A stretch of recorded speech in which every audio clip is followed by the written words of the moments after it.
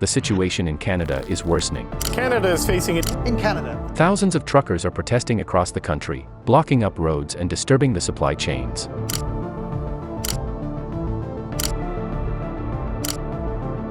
On January 15th, Canadian Prime Minister Justin Trudeau invokes the Emergency Act for the first time in Canadian history.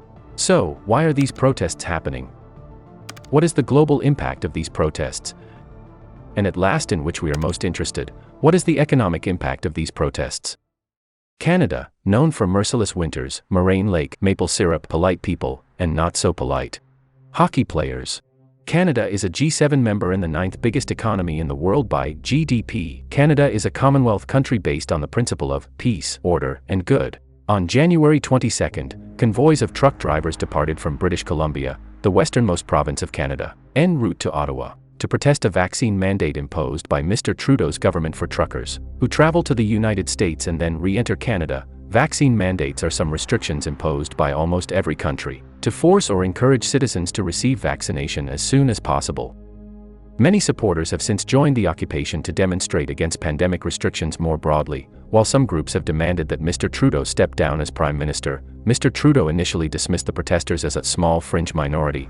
Almost 90% of all truckers are vaccinated, and a majority of Canadians say they support public health measures intended to slow the spread of the coronavirus, but the protesters are having an outsized impact for their small numbers.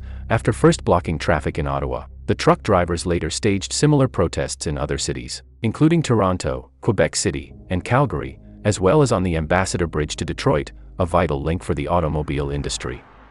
The so-called Freedom Convoy is nominally protesting a vaccine mandate for truckers. However, the protests quickly grew into a broader far-right movement, with some demonstrators waving Confederate and Nazi flags. Now the protesters want all COVID-19 restrictions lifted in Canada, as well as Prime Minister Justin Trudeau to resign. These protests sparked outrage in other countries. About 200 protesters assembled in a parking lot in Nice, on France's Mediterranean coast, with many displaying Canadian flags. These French protesters in Nice said they are demanding, among other things, the scrapping of rules barring people from public venues if they do not have a COVID-19 vaccination. In the Australian capital, the Convoy to Canberra rally against mandatory COVID-19 vaccinations has attracted protesters from across the country.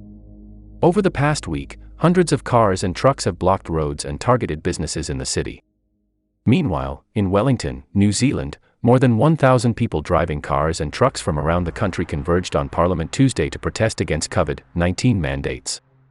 These protests have harshly affected supply chain, trade, and decent impact on the country economy. This is Ambassador Bridge, which connects Detroit of Canada with the Michigan, USA.